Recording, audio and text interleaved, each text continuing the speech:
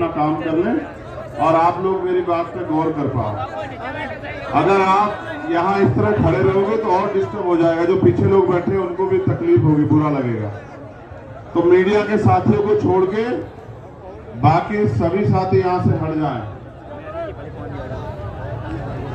आप हट जाओ, आप हटोगे तभी तो जो मीडिया के लोग हैं वही रहेंगे। आप मीडिया के हो, उधर हो जाओ, मीडिया के लोगों को रहने दो ना। चलो बहुत बहुत धन्यवाद। क्योंकि मौसम खराब है तो मैंने सबसे अपील की कि भाई तेजी से प्रोग्राम भी खत्म कर लो।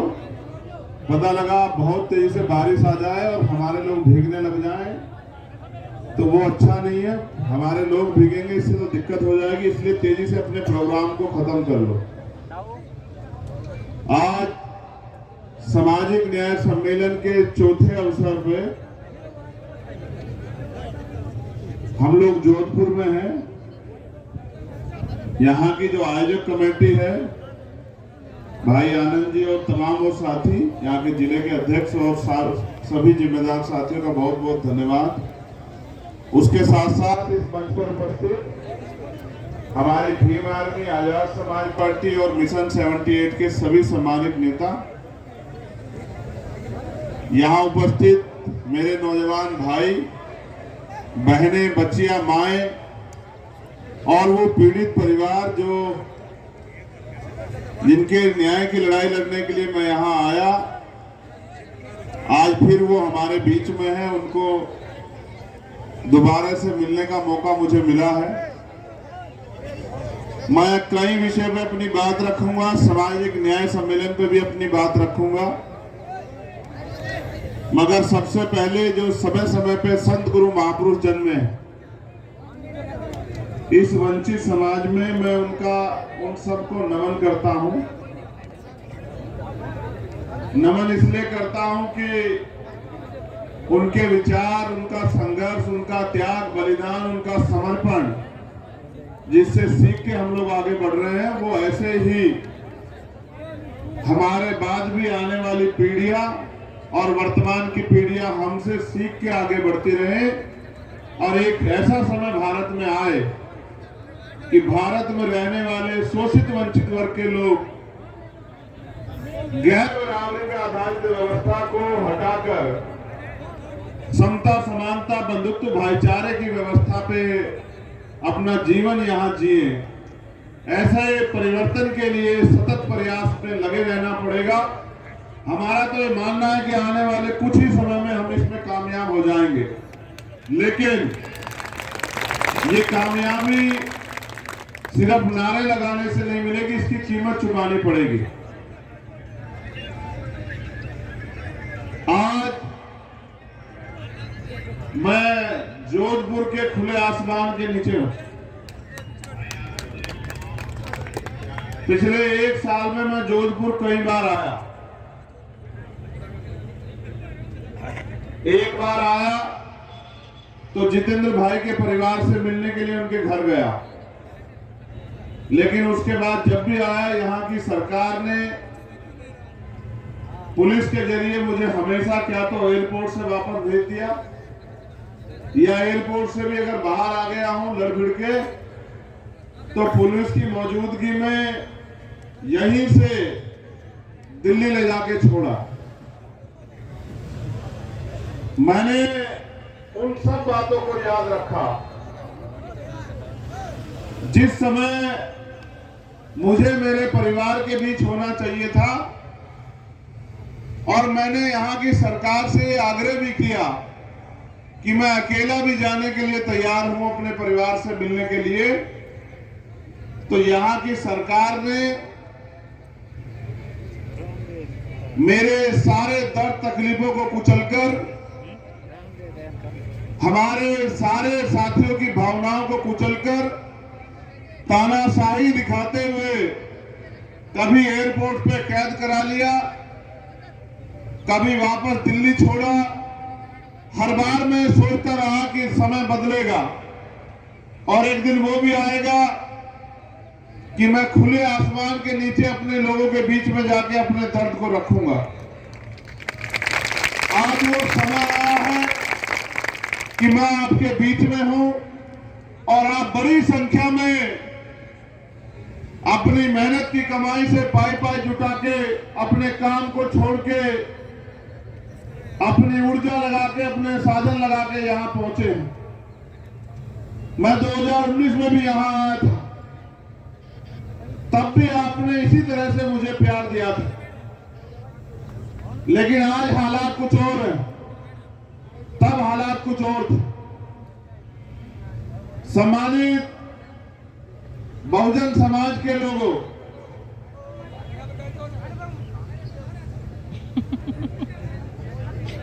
इतिहास को पढ़ना जानना बहुत जरूरी है। जो अन्याय मैंने पिछले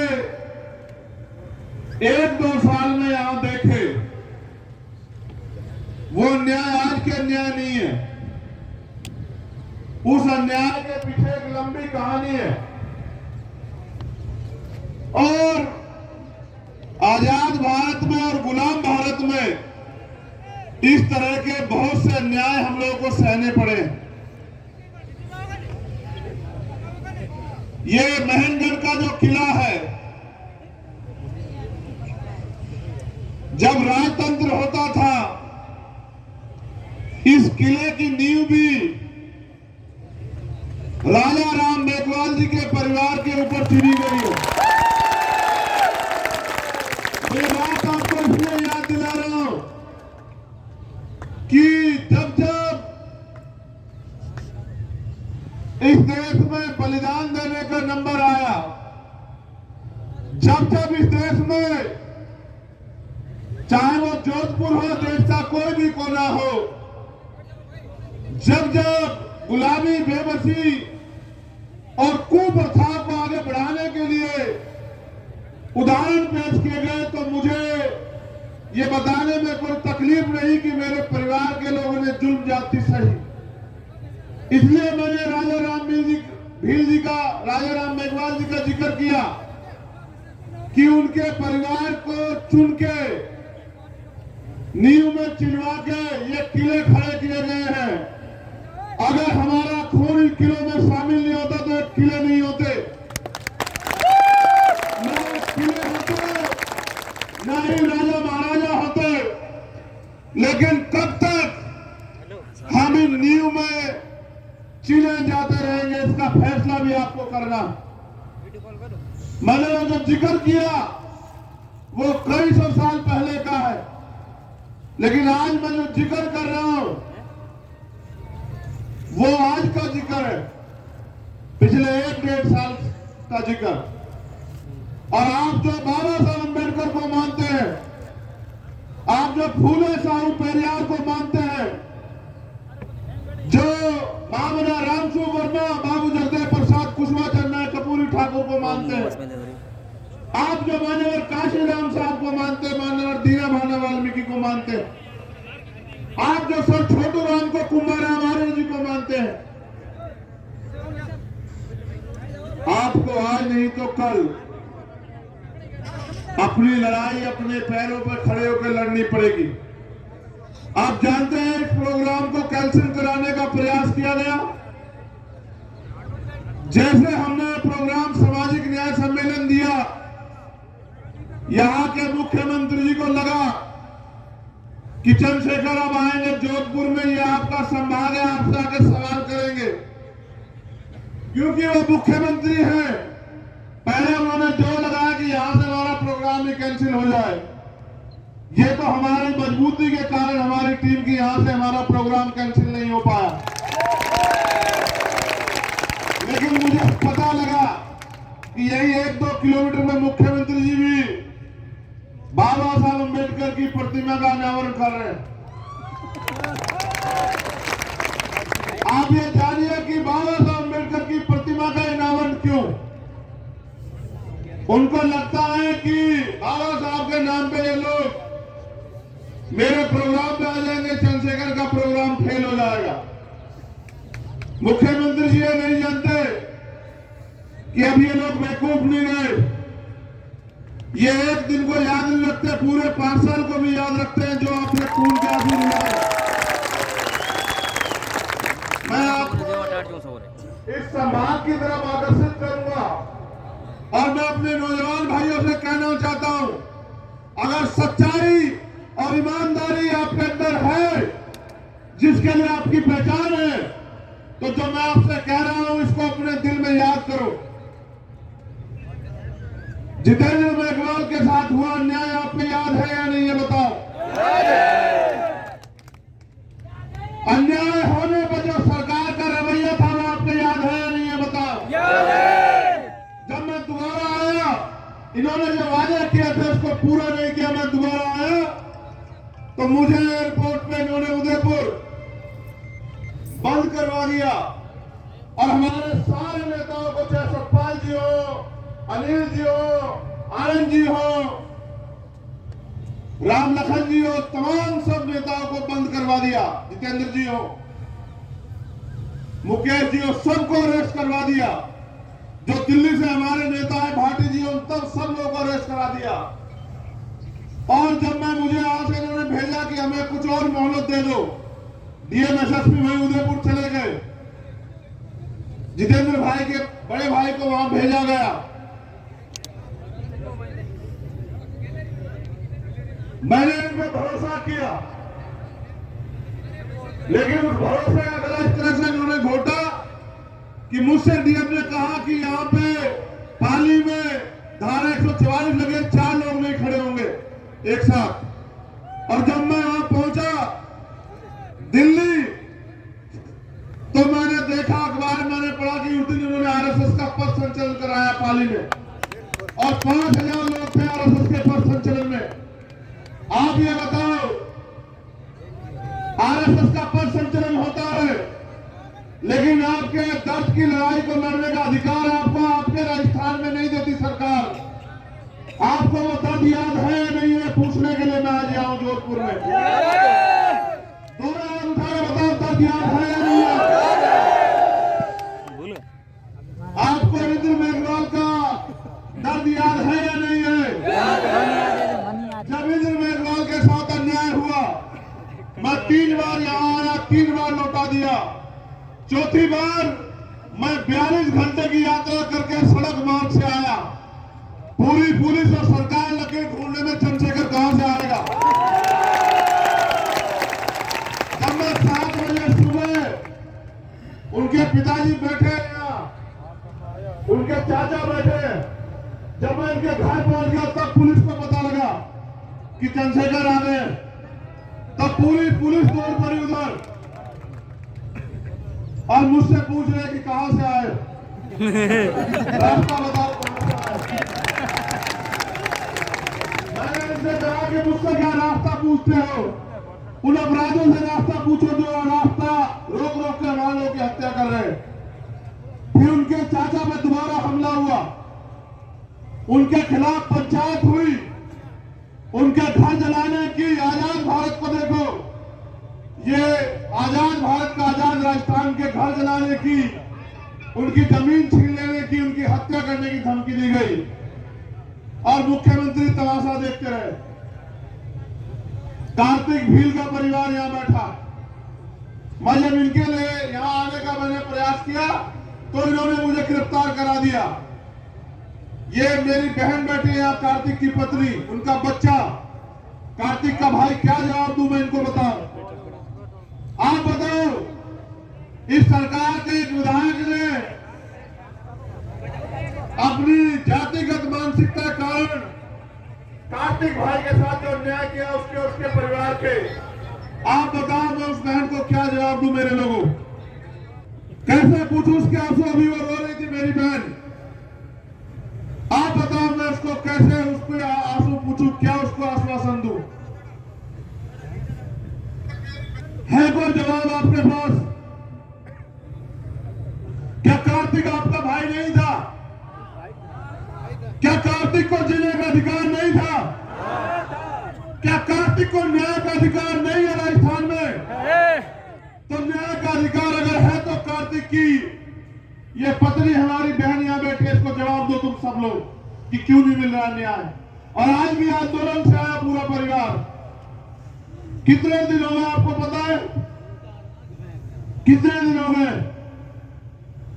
3-4 महीने से ज्यादा का दिन, यानी कि 100 दिन से ज्यादा हो गए इन लोगों को धरने बैठे हुए।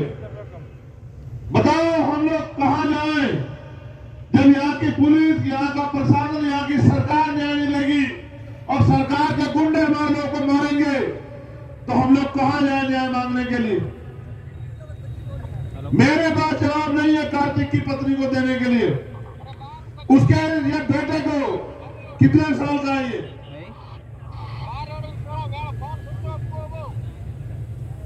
ये 4 साल का आपका खून मिलाओ आपसे तो जवाब कि क्या दिया इस सरकार ने आपको।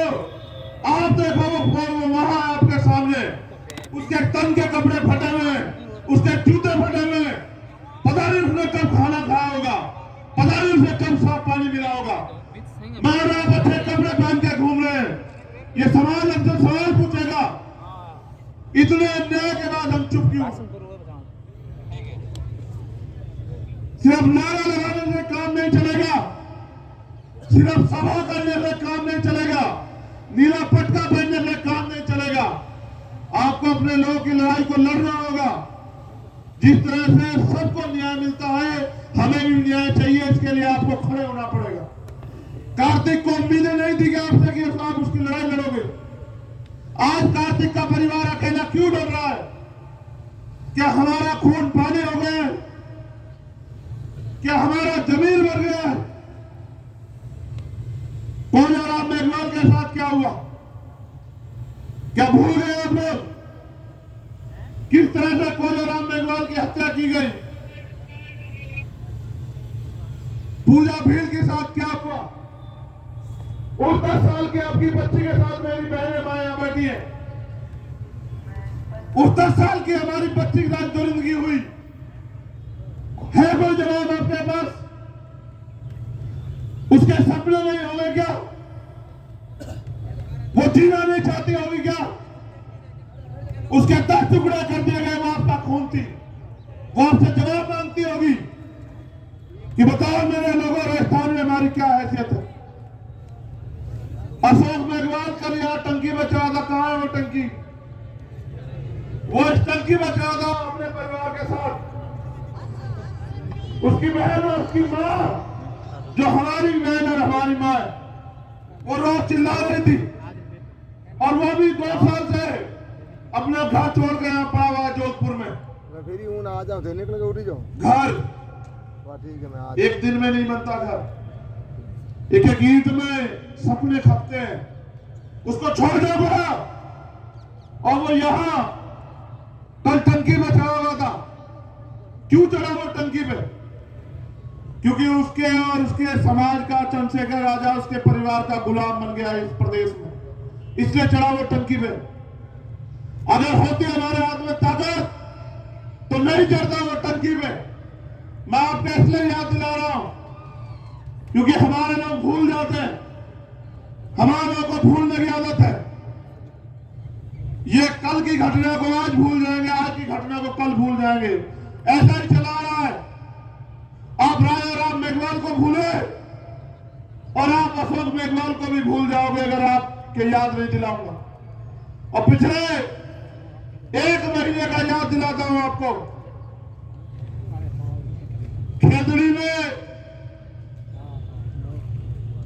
5 दिन महिपाल की लाश को लेकर उसका परिवार बैठा रहा। कोई महीना नहीं जाता, कोई दिन नहीं जाता, कहीं ना कहीं राजस्थान में हमारे लोग न्याय के लिए अपने परिवार की लाश को लेकर बैठे रहते हैं। ऐसा कहीं किसी प्रदेश में नहीं होता। अजमेर में रोहित रेगल को पहले उसको पीटा, इतना पीटा पूरे दिन, फिर उसको पेट्रोल डाल के जो है उसको आग लगा दी। वो भी आपका अपना भाई था। चाकसू में 5 दलित परिवार के लोगों के ऊपर गाड़ी चढ़ा दी।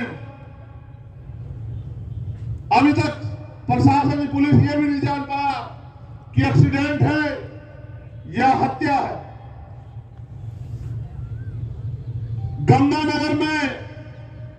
रेखा की हत्या हुई और एक और मेरी बहन बैठी हुई है नीतू, आपको याद होगा ओम प्रकाश नगर या भूल गए हो? बताओ, याद है या नहीं है? बताओ।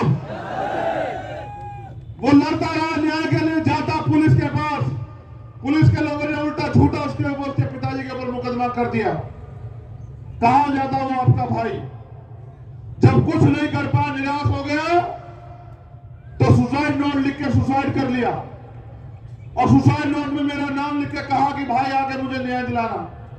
मैं 4 दिन तक सरकार से लड़ता रहा और आज मैं आपसे बताना चाहता हूं कि 4 दिन बाद जब मैंने उसके सर को देखा, इतना बड़ा मुंह हो गया था उसका, इतना बड़ा मुंह, उसके हाथ पैर सूज सूज के इतने बड़े बड़े हो गए थे, उसकी लाश उसमें बदबू मारने लगी। मेरी हिम्मत नहीं पड़ी कि मैं उस परिवार से क्या करूं। फिर मजबूरी में उसका अंतिम संस्कार हुआ। फिर वो खोखले वादों के साथ न्याय मिलेगा, गिरफ्तारी होगी, आरोपी जेल जाएंगे। मैं आज तक का, जहां तक मुझे जानकारी है, नीतू यहां बैठी है, वो सरपंच जेल तो नहीं गया, आज तक वो सरपंच जेल नहीं गया। ये हैसियत है राजस्थान में हमारी। ये मैंने आपको इसलिए याद दिलाया कि चाहे कितने अच्छे कपड़े पहन लो, कितने अच्छे घर बना लो, जब तक आपके हाथ में राजनीतिक ताकत नहीं आएगी, आपकी बहन बेटी भाई बच्चों बुजुर्गों के साथ ऐसा ही होता रहेगा। यहां ऐसा नहीं कि आप पे नेता नहीं है, नेता बहुत है आपके पास। यहां जाति और समाज के आधार पे आप अपने मन से सवाल पूछो। वो जो नेता मुझसे पूछते हैं कि चंद्रशेखर क्यों आते हैं यहां, वो तो बाहरी है। आप अपने मन से पूछो कि जब वो अपना जमीन गिरवी रखे और समाज के साथ होने वाले अन्याय पे आंख मूंद लेते हैं, चुप्पी थाम लेते हैं, टेप लगा लेते हैं, आप ऐसे नेताओं के भरोसे अपनी लड़ाई लड़ लोगे कि अपने स्वाभिमान सम्मान की रक्षा कर लोगे क्या? बताओ। नहीं, जोरदार तरीके से बताओ, उन गुलामों तक भी आवाज जानी चाहिए। क्या ऐसे लोगों का भरोसा न्याय हो जाएगा क्या? आपको मैं बस ये इसलिए याद दिला रहा था मेरे लोगों, इतना अन्याय, इतना जुल्म, जानवर के साथ भी हो तो जानवर भी बगावत कर दे, हम तो इंसान हैं। ये तो जुल्म है। अगर आप किसी का भोजन ही उठा लोगे ना सामने से, चाहे वो आपका पालतू क्यों ना, वो भी बगावत कर देगा। हम तो इंसान हैं, पढ़े लिखे लोग हैं, हमारे शरीर में जान है, हमारे कंधों पे समाज की जिम्मेदारी है। इतने अपराध को संरक्षण देने वाले मुख्यमंत्री को तो बाबा साहब अंबेडकर की मूर्ति को छूने का भी अधिकार नहीं है।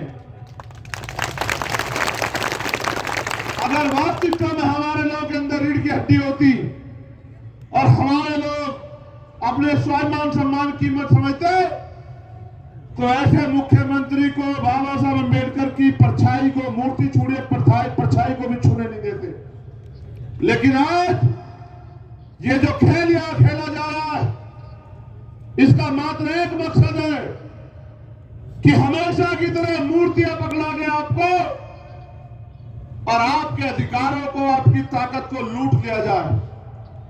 क्या आप बेवकूफी में फंसे रहेंगे, लापरवाही में फंसे रहेंगे, गुमराह होते रहेंगे, जालिम की बातों में आते रहेंगे? आपने पिछले 7-8 साल से मेहनत की है, राजस्थान की मट्टी मट्टी जानती है। कोई क्षेत्र ऐसा नहीं, चाहे चूरू हो चाहे थाना गाजी हो, जहां आपने अपने संघर्ष से न्याय नहीं दिलाया। लेकिन यह न्याय कब तक,